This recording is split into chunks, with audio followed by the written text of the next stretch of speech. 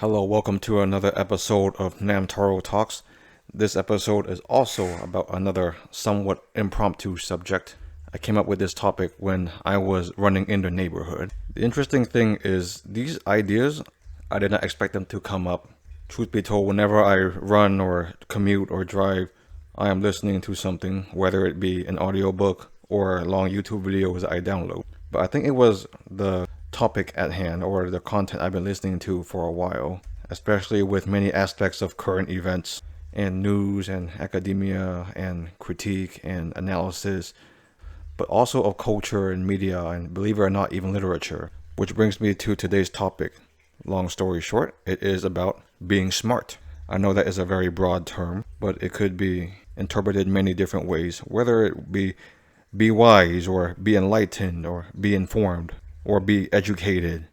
I guess what made me want to talk about this was growing up, I thought being smart was important, was cool, was necessary. And how would you define being smart? Well, it could be defined many different ways. It could be doing good in school, being well versed in a wide variety of topics, or an expert in one or two specific topics, being well rounded mentally, being open minded, being well informed, being a sponge, willing to learn, or even critical thinking.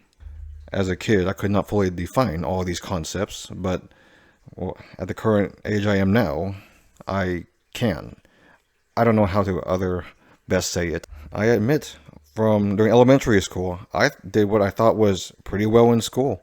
I did well in most of my subjects. The teachers liked me. I don't really like the term teacher's pet, but that's probably what I was. I mean, I didn't try to be one. I was just being myself. And of course, my teacher found ways to motivate me and open my quote unquote gifts. And of course, with a certain upbringing with my parents, they encouraged me, or I guess steered me in certain directions. I'll be honest, there were times in elementary school where I was bored. I would finish the classwork ahead of time, and then I would work on my homework, and sometimes even finish my homework ahead of time. And since I finished all my work, I just drew a lot of comics or even read books. Well, the book reading, that even continued up into high school also. I didn't really take pride in being smart or being near the top of the class. I mean, I was no valedictorian. It's just elementary school, if anything. But I did find it empowering. Not because I was able to grasp the subject at hand. Not that it came naturally to me. But I saw the value, the worth in knowing stuff, learning stuff, information that is, at the time, I hope it was worthwhile. I hope it was applicable. Then when I finished elementary school and changed schools, and when we moved really, and then the school and city I moved to, the kids were much smarter, to say the least. They were all around my level or much better, much smarter than me. I mean, I didn't really take exception to it or wasn't really humbled by it, but it made me more aware that there's people smarter than me, more gifted than me, and I still got a long way to go. I still got many things to learn. There's still better, more efficient ways to learn things, to grab information. But there is a certain respect and empowerment that comes with being knowledgeable, not taking something at face value, remembering stuff, analyzing stuff, thinking critically about stuff, questioning things accordingly. I want to preface the rest of the episode by saying that I am not advocating for younger kids to just start questioning authority and start questioning everything your parents and your teachers say and do. I mean, you don't want to come across as a know-it-all, smart aleck. It comes across as disrespectful, disobedient. There is a hierarchy, an order, a time and place for things. However, don't take 100% everything at face value. There are reasons behind everything. You may follow, you may obey, you may learn, you may grasp. But deep down in there, always wonder why. Like, why am I learning this? Why is this important? Who's telling me to learn this? What purpose do they get from me being good at this or knowing this? Or even, what could they be hiding from me? It's not really a matter of distrusting authority figures, but it's also a matter of knowing that there is something bigger going on, something bigger that you are a part of. That's not just with your parents, not just with your school. Well, that was a brief little tangent. Yeah, I'll just breeze through middle school and high school real quick. To be honest, I was whatever about it academically. I mean, in America, we take advanced placement or AP classes, which are supposedly college level classes that are taught in high school. But truth be told, a lot of it was stressful and very difficult. Not to mention, you gotta take the AP test to hopefully gain some college credit, and those tests were expensive.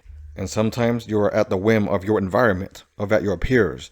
If your peers think or get certain grades in school or take certain classes or at a certain tier academically, you feel compelled to try to keep up with them to the best of your ability. It's not really a self-defeatist attitude, because there will be some people who are just smarter than you are or got to that certain level before you did. But you gotta think long term, long future, like beyond high school, beyond college, beyond all that.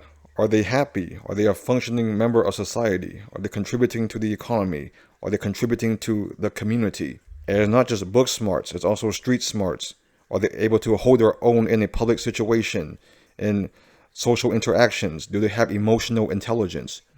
My love for learning, it did not diminish. However, I'll be honest when I say that school did play a role in trying to diminish it. I began to associate learning with tests and grades and pressure and luck. Like sometimes you have a easier teacher who scores higher grades, or a teacher who is quote unquote out to fail you, and some of those teachers have tenure, so there's literally nothing you or the administration can do about it. Because I admit, there are some teachers out there, I know a majority of them still care, but there are a fair amount who literally just coast, who just take it as a paycheck, or to see it as a means to indoctrinate or impose their agenda. Or sometimes they just honestly have a bad attitude, a hateful, spiteful attitude that hinders the educational process of a young, upcoming, growing, developing adolescent. Yes, you can kind of tell when I'm being a little sarcastic. But some of the things that I do remember are some things that teachers taught me that weren't directly related to the school curriculum. Yes, I took AP biology, and honestly, that was not a fun class. But one thing I remember the AP bio teacher saying was that you can tell what kind of person you are based on the things you do and say when no one else is there to see or hear them. And believe it or not, that relatively stuck with me. I admit I have many vices. I am not perfect, but I am aware of how I conduct myself and my thoughts and dialogue, internalize my identity, or externally portray who I am. And when I say being smart, I don't 100% mean being introspective, like you gotta self-reflect all the time. I'm just saying be aware. And when I was going through my thought process, I categorized into 3 factors. Be aware of the world, and yourself. Of course, you have to be focused, but 100% focus 100% of the time is near impossible and very unrealistic. But you can't afford to be too distracted either. So long story short, you have to find the perfect balance of goals, knowledge, academic achievement, which progress to professional achievement or even financial achievement. Meanwhile, maintaining a work-life balance with emotional relationships and friends and family. I know it's a lot to juggle, but from what I've seen so far, that's life. If you don't balance it, or at least be aware of it, you will be in a huge flux because you weren't aware, you weren't smart, you didn't plan ahead, you didn't have the knowledge base, the foundation. And some things you can't 100% only learn from school. Sometimes you aren't always finding that the extracurricular activities provided by the school itself appealing. Sometimes you have the fortune to do extracurriculars outside of school. But whether those activities are in or out of school, they have their own merit. They teach different skills, whether it be sports or music or youth groups, I know, like scouts or religious groups or foreign language schools. Though the ones conducted on the weekends may leave something to be desired based on their efficiency of how well one retains that language. But you also learn leadership, you learn time management, you learn how to balance responsibilities, you learn delegation, you learn how to prioritize, you learn that actions have consequences, you learn the value of friendships, relationships, interactions, you learn the value of keeping your word, you learn the value of gratitude. I mean, there is no Common Core standards or No Child Left Behind, whatever, about these virtues. And of course, the education system. Well, you already know I'm in America. It leaves a bit to be desired and does not always teach applicable life skills. Like, I never learned how to invest in a 401k in school, but I learned the quadratic formula. I learned like sine, cosine, and all the ASS, SAS rules of geometry. And you realize that knowledge is important, but as a whole, as a big picture, how applicable is that knowledge in the overall scheme of things, in your everyday life, in your future, especially for certain hobbies that you find important at the time? Some people like sports, some people like trading card games, some people like anime and manga, some people like cartoons, some people like movies, some people live in an outdoors environment and go out to the woods or something. Back then, people went to the mall. But in the overall scheme of things, how would what you like and know about back then apply to your future to get you to where you want to be in life? Like, my hobbies are a part of me, but they did not get me to where I am in life right now.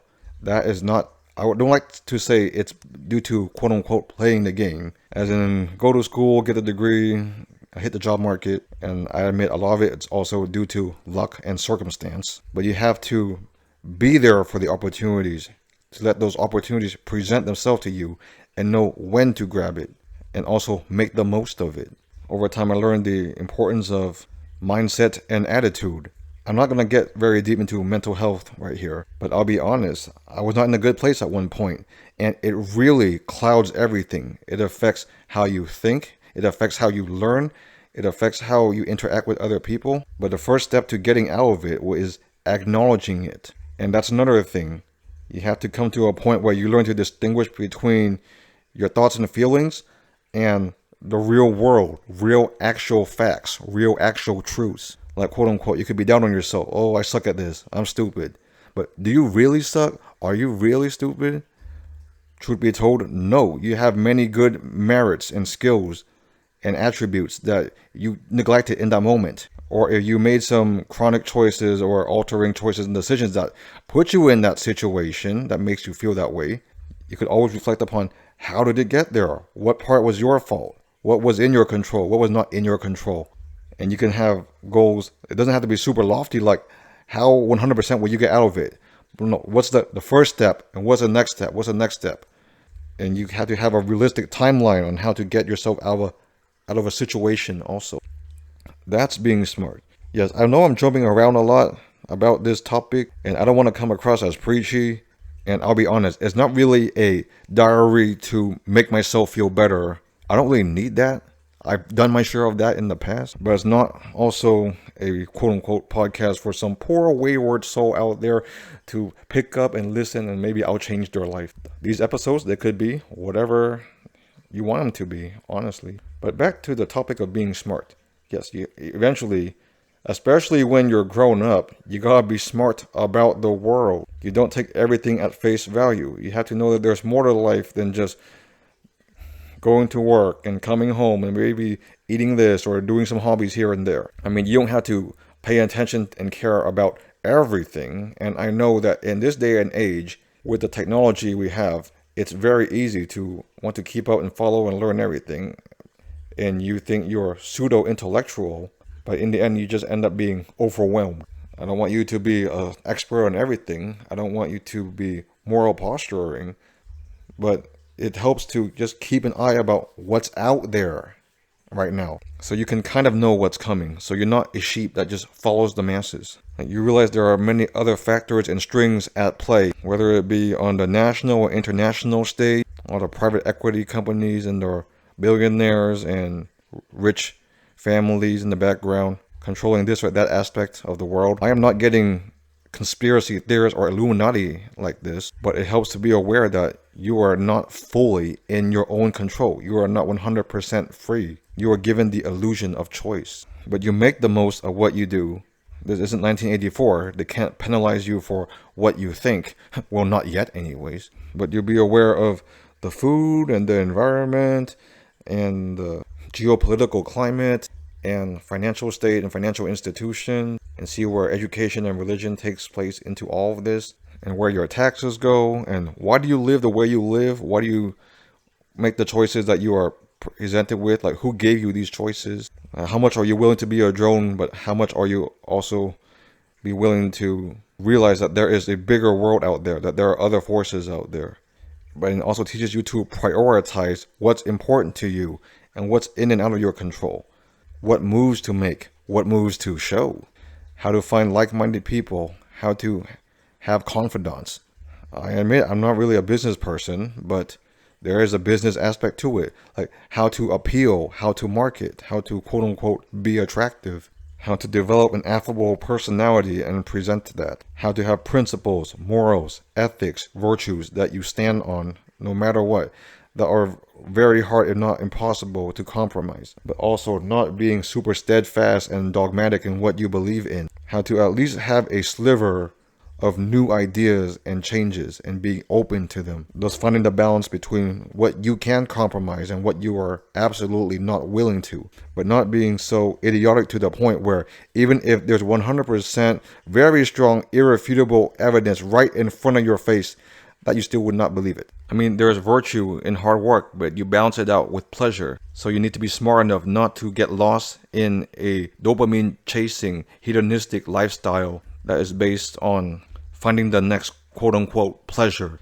because you can get lost in it for hours, if not days, whether it be doom scrolling or watching videos, or whether it be on YouTube or TikTok. A lot of us, it's also video games.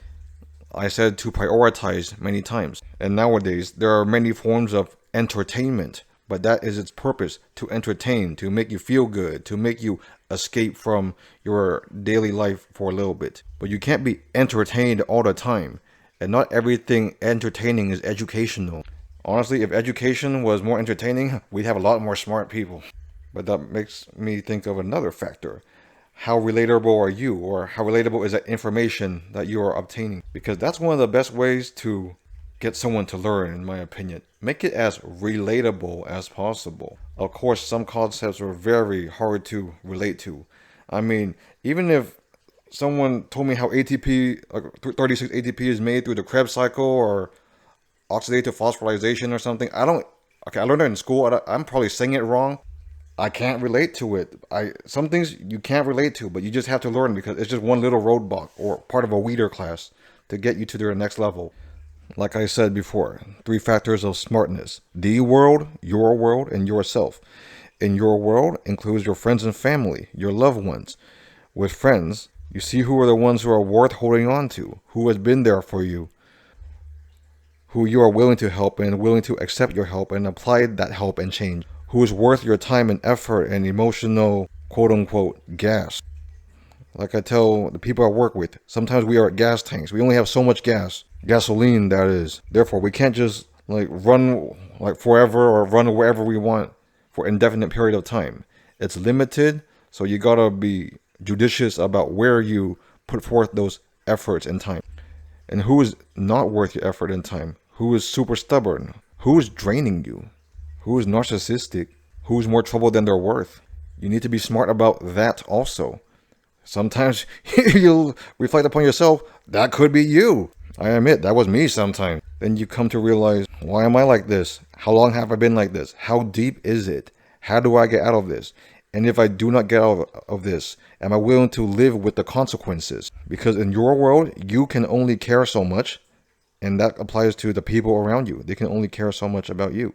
And you learned the good relationships, the important ones. You don't take that for granted. Whether it be close friends who have been there for you through thick and thin, or family who know you the best, who grew up with you, or saw you grow up. How to nurture those relationships and give it the deference that it deserves. You gotta be smart about that, because if you're not smart, and sometimes you live with these people, you just go home and they're pretty much a roommate or a piece of furniture, and you share a couple words of pleasantries, and then you're on your screen doing your thing, they're on their screen doing their thing. Or even loved ones who don't live with you. You don't reach out to them, you don't contact them, and then years go by, and then you realize that so much time has been lost, or God forbid something happens to one of you, and you regret that you didn't get to say those things, or you didn't get to experience certain memories together. Yes, so you have to be smart about your world. That also includes your neighborhood, your community, the environment you live in. Is it a constructive environment that is conducive to learning, to enrichment, to gathering information, not just for you, but for your family, or if you have kids, for your kids. So that's knowing your world. So lastly, it comes to knowing yourself. In a way, it's kind of like writing your own resume, but this is not for applying to a job. This is for knowing what's on the outside, what's on the inside, and the good things on the inside. How do you portray it to the outside? and the things on the outside that are not the most desirable, how do you do everything within your power to fix it, well, realistically, of course, without driving yourself crazy or being vain or super stressed about it? Long story short, it's pretty much acknowledging your nature, like what's in your nature, or what other positive aspects from other people's nature can you adapt into your nature, whether it be listening or generosity or relatability or humor, at the very least respect, maybe a bit of warmth. I admit I've been criticized for not being sweet enough. I'm like, what the heck are you talking about? I don't think I'm sweet. I don't want to be sweet. But I have other positive attributes and aspects of myself that I stand by and I'm willing to present. Let someone else be sweet. Let someone else be all extroverted and checking up on how you're doing. I do that also, but in my own way and to my own extent. And I do it in a way that at least it lets you know I put forth the effort, that it is not excuse my language, half-assed. Yeah, in case there are younger listeners out there, which I doubt there are. And I always allude to a time in period in my life where I was at a low point, where my future was uncertain, where I was taking a huge risk. But I knew that was a crossroad. I knew it was a turning point in my life. I knew that I had no choice but to get through this, to thrive coming out of this, or else I would not have a future. I would not have a good life. But in order to do that, I had to know myself. It was an absolute necessity. It was an absolute priority. It's not just oh, maybe I'll get to know myself, or I'll fix it along the way while I fix my life or get back on track. No, you have to know yourself first before you take care of anything else. And there are people out there who don't know themselves yet. Even I don't 100% know myself yet. But I admit I know a bit more of myself now than I did 5 years ago, 10 years ago. And I'm always trying to know myself even more. And knowing yourself, it is not set in stone. You still gotta be adaptable to change. Like I say, you take positive aspects of other people and of the world and of your environment, and you incorporate that into yourself, into your history and upbringing. Oh yeah, that's another tangent I want to take.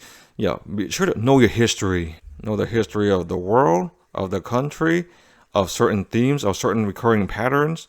Have an idea of your culture, of your origin. Have an idea of at least your family's history, where you came from, or where those people came from, or what they went through. Because those who don't know history are doomed to repeat it. Or even those who are ignorant, they know the history, but they're willing to repeat it. They're willing to make the same mistakes. At that point, what are you doing anymore? What's the point? You saw that it didn't work in the past. You saw that millions of people died or something, but you were not smart. And that's the thing about not being smart. When you're not smart, everyone suffers. The world around you suffers. Your friends and family suffer. Your community suffers because they have to deal with your closed-mindedness and bigotry and idiocy and stubbornness. It is a huge bane, a huge weight, a huge burden. But at that point, you're so deluded and you're surrounding yourself with other people who are also equally deluded, and you put your faith in the wrong things. And when bad things happen to you, you don't know why. Because those who don't know themselves, they judge, they point fingers, they clutch their pearl. They think they're better than this or that person. But looking back, are you really? Are you this perfect, virtuous saint of a human being? Because when you're not smart about yourself, you are missing an important component. You don't have empathy. You can't put yourself in someone else's shoes. You can't relate to other people. You can't connect with other people. Even people who are very similar to you or as different as you as possible. But sometimes it's scary and you refuse to make the connection. But like I say, we live in this world with other people. And depending on the society we're in, sometimes we're too collectivist, sometimes we're too individualistic. But no one is 100% on their own, or at least they shouldn't be. And here comes another tangent. By knowing yourself, I do not mean getting wrapped up with your own thoughts and feelings so much. Because if that becomes you, then it'll be hard to distinguish from facts, from how the real world really is, and how the real world is presented by itself. Because you can only see it through your own lens, through your own perspective and vision. Because sometimes being in your feelings, it's convenient, it's safe, it's what you know. Because in your own little world, you're the smart one. You're the one who knows everything. You're the one who knows what's best. You're the one who knows what you want. Everyone should bend to your will and do things your way. But imagine a world where everyone thought like that. We literally would not get anywhere in the world because no one's helping each other. No one cares about each other. No one can relate to each other. No one can connect to each other, let alone communicate with each other. Like everything is a business deal. Everything has an ulterior motive. At that point, everything crumbles because people, they weren't smart about their world. They weren't smart about their own world, and they weren't smart about themselves. So right now, I am humbly requesting people out there. I'm on my knees begging you. Just kidding. I am not doing that. But I'm just saying, please be smart. There's a lot more positivity and merit that can come out of it. Like, do your due diligence, do your research. Well, but question your sources. In school, you probably learn about primary sources, secondary sources. Question what that source is and what benefit, what agenda do they have. But don't take everything 100% at face value. Like how does it align to your past thoughts and beliefs and education and experience? Because to be honest, it sucks to be oblivious. It sucks to be dead in the water and not knowing what's going on, not knowing how to contribute to the conversation. Therefore, thus not being able to communicate or relate. I'm not saying be a jack of all trades, but at least live with knowing the fact that you at least tried to get an idea. I remember one time I was watching Jeopardy with a friend, and I was just answering questions, and my friend was, "How'd you know that? Like, and also, when in the world would you ever need to learn and apply this information?" I don't learn or know stuff just so I can answer Jeopardy questions, but it's the principle of it. It's cool to know. It's cool to learn. Because once you know and learn, you can apply, you can relate, you can make connections, you can communicate. You can progress with seeing a big picture. You know what else is out there. Other fields, other backgrounds, other cultures, other perspectives, other histories, other ways that people live. Yeah, so long story short, be smart. And that concludes this episode. Thank you for listening. I'll see you next time. Bye.